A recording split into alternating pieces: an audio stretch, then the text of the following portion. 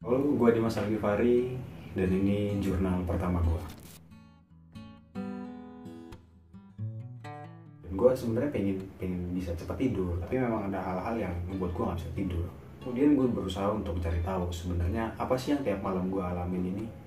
Kenapa gue nggak bisa tidur dan memikirkan hal-hal yang sebenarnya itu udah berlalu. Gue selalu bertanya soal itu.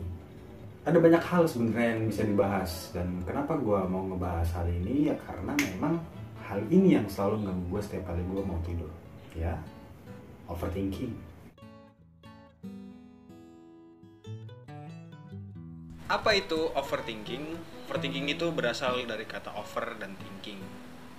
Over artinya berlebihan dan thinking itu berpikir. Dan gue lebih suka apa yang dijabarkan oleh Habib Jafar soal overthinking. Ketika pikiran itu udah nggak ada lagi manfaatnya dan pikiran itu membuat lo lelah karena nggak ada ujungnya, menurut gue itu udah over. Nah, overthinking ini paling tidak ada dua pola. Yang pertama, ruminasi, dan yang kedua, worrying. Ruminasi ini adalah proses pemanggilan ingatan-ingatan untuk diulas kembali. Ingatan yang dipanggil itu berkait erat dengan kejadian di masa lalu. Sedangkan worrying atau mengkhawatirkan, para overthinker selalu khawatir terhadap masa depannya. Karena dia menganggap bahwasanya ada kemungkinan-kemungkinan terburuk di masa depan, dan mereka meyakini bahwasanya kemungkinan terburuk inilah yang akan terjadi di masa depan mereka. Nah, ada nih pade-pade namanya Rema Saison. Dia itu menggambarkan keadaan overthinking itu seperti seorang yang diikat di sebuah tali, dan tali itu menyambung dengan sebuah tiang, dan orang ini berputar di tiang-tiang itu terus. Ya, pada akhirnya memang para overthinker itu kesulitan untuk keluar dari pikiran-pikiran mereka dan sulit untuk mencari solusi atas masalah-masalah yang pernah terjadi. Nah, hal ini akan menyebabkan tekanan dan depresi. Ini Pak D. Rema Saison yang bilang, bukan saya. Pembacaan gua di internet ada banyak sebenarnya tahapan dari overthinking menuju ke depresi. Pertama, mereka overthinking.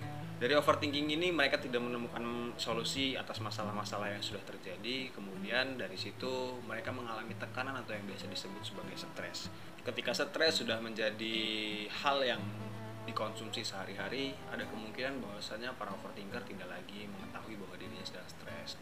Para overthinker akan mengalami kesedihan yang tidak tahu apa penyebabnya. Nah, disinilah detik-detik mereka akan mencapai titik depresi.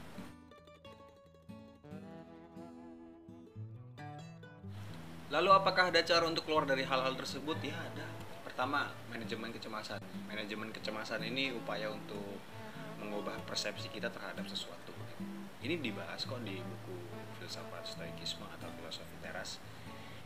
Ada sesuatu yang dapat kita kendalikan dan ada sesuatu yang tidak dapat kita kendalikan. Persepsi itu termasuk ke dalam sesuatu yang dapat kita kendalikan. Yang kedua, melakukan sesuatu yang kita sukai. Kalau lu suka foto-foto, ya lu coba untuk hunting. Kalau lu suka nulis, ya lu coba untuk nulis aja keresahan-keresahan yang ada dalam diri lu. Beberapa kali juga sempat baca jurnal, ternyata menulis itu dapat melepas stres yang ada dalam diri kita.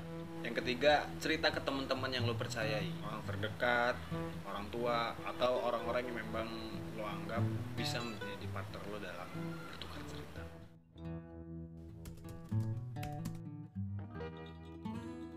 Oke, pada awalnya memang mereka berpikir secara berlebihan dan pada akhirnya tidak menemukan solusi atas pikiran-pikiran mereka.